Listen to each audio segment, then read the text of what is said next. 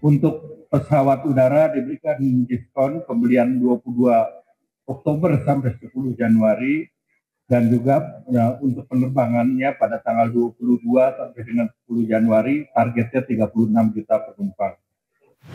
Pemerintah akan memberikan stimulus diskon tarif tiket moda transportasi kereta api, kapal laut dan juga pesawat terbang pada libur Natal dan Tahun Baru 2026.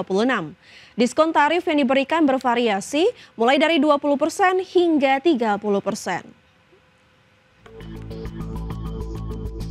Pemerintah memastikan akan memberikan diskon tarif sejumlah moda transportasi selama periode Natal dan Tahun Baru 2026. Dalam keterangannya, Menteri Koordinator Bidang Perekonomian Erlangga Hartarto menyebut diskon tarif tiket yang akan diberikan pemerintah diantaranya pada moda transportasi kereta api sebesar 30% yang berlaku 22 Desember hingga 10 Januari 2026.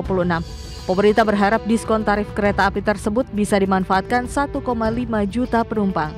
Untuk moda transportasi pesawat, pemerintah akan memberikan diskon harga aftur dan fuel charge pada maskapai penerbangan yang diperkirakan dapat menurunkan tiket penerbangan pada periode Natal dan Tahun Baru sebesar 12 hingga 14%. Pemerintah menargetkan akan ada 36 juta penumpang yang akan memanfaatkan diskon tiket pesawat tersebut.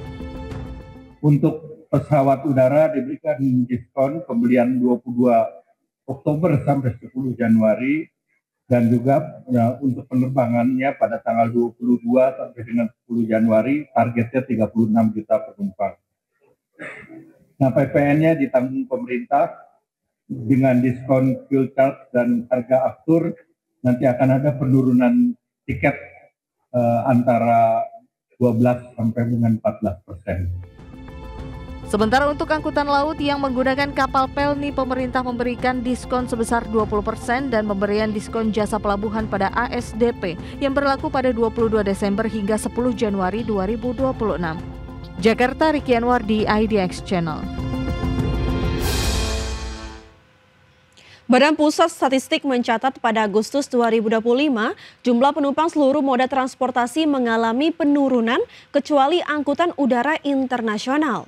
Kenaikan jumlah penumpang angkutan udara internasional ini disebabkan penambahan rute penerbangan.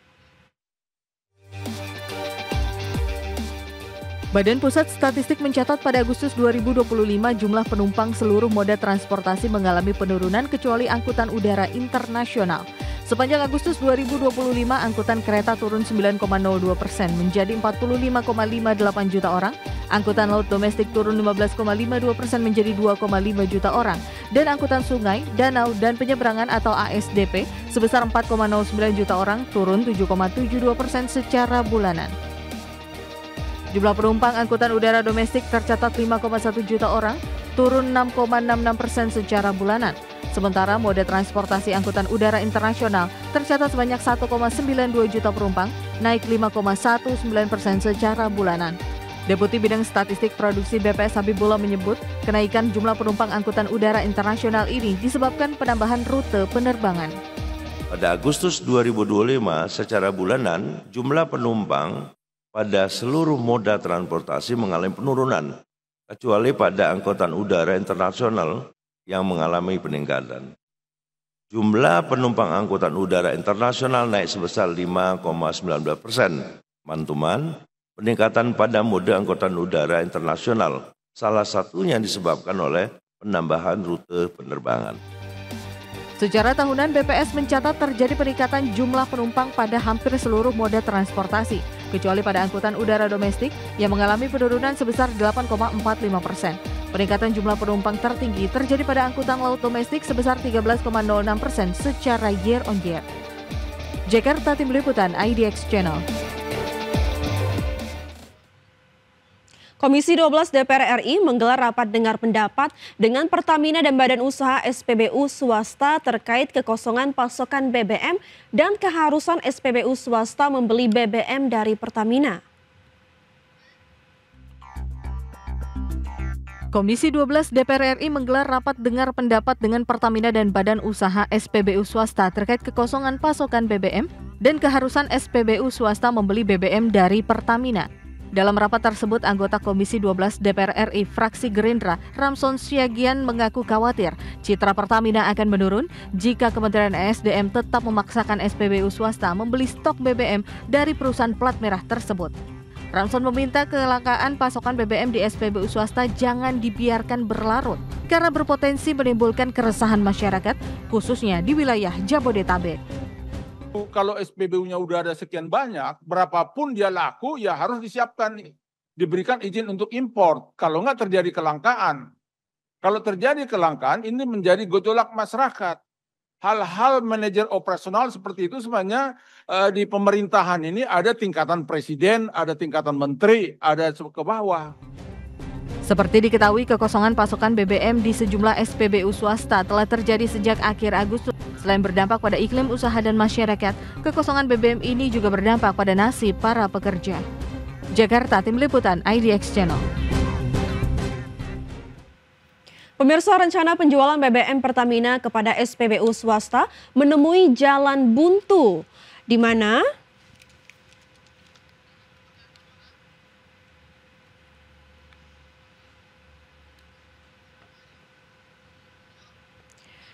ya, dalam rapat dengar pendapat dengan Komisi 12 DPR RI, Wakil Direktur Utama PT Pertamina Patraniaga Ahmad Muntasyar memastikan, hingga saat ini belum ada satupun SPBU swasta yang sepakat membeli stok BBM Pertamina.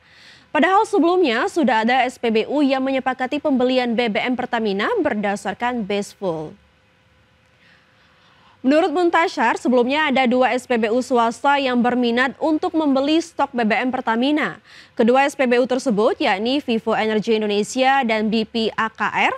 Namun, kedua SPBU tersebut menarik kembali minatnya untuk membeli stok BBM dari Pertamina.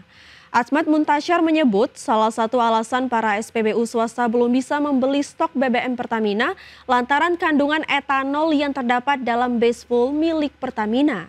Kandungan etanol tersebut yang dinilai menjadi kendala oleh SPBU swasta.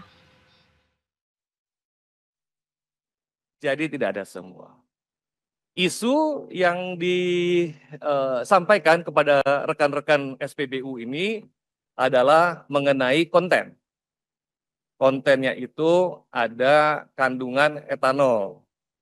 Nah, di mana secara regulasi itu diperkenankan etanol itu sampai jumlah tertentu, kalau tidak salah sampai 20% etanol kalau tidak salah. Nah, sedangkan ada etanol 3,5%. Nah, ini yang membuat kondisi teman-teman SPBU swasta untuk tidak melanjutkan pembelian karena ada konten etanol tersebut. Di mana konten itu sebetulnya masih masuk ambang yang diperkenankan oleh pemerintah. Kementerian SDM mencatat penjualan Petrolite pada 2025 terus mengalami penurunan, sementara konsumsi BBM non-subsidi justru meningkat. Pergeseran konsumsi BBM ini diakui berdampak pada penghematan anggaran kompensasi Pertalite. Kementerian ESDM mencatat adanya pergeseran konsumsi bahan bakar minyak pada 2025. Penjualan Pertalite terus mengalami penurunan sementara konsumsi BBM non-subsidi seperti RON 92, RON 95, dan RON 98 justru meningkat. Berdasarkan data Kementerian ESDM, penjualan harian Pertalite pada 2024 sebesar 81.106 kiloliter per hari, turun menjadi 76.970 kiloliter per hari hingga Juli 2025. Angka ini setara penurunan 5,1%, sementara penjualan harian bensin non-subsidi melonjak 19,21% dari 19.061 kiloliter per hari pada Juli 2024 menjadi 22.723 kiloliter per hari pada Juli 2025. Direktur Jenderal Minyak dan Gas Bumi Laode Sulaiman mengaku pergeseran konsumsi ini berdampak pada penghematan anggaran kompensasi Pertalite. Besaran kompensasi Pertalite pada 2025 diproyeksi hanya mencapai 36,3 triliun rupiah. Kalau dikaitkan dengan besaran kompensasi, maka kompensasi Pertalite itu turun dari 48,9 triliun, diproyeksikan bisa terjadi efisiensi sehingga hanya menjadi 36,314 triliun, artinya ada efisiensi sebesar 12,6 triliun dengan adanya shifting ini. Pergeseran pola konsumsi BBM ini juga mengubah pangsa pasar BBM. Penjualan bensin subsidi diprediksi turun 1,4 juta kiloliter, sementara penjualan bensin non-subsidi Pertamina diprediksi naik 0,86 juta kiloliter atau mencapai 7 juta kiloliter. Jakarta, Tim Liputan IDX Channel.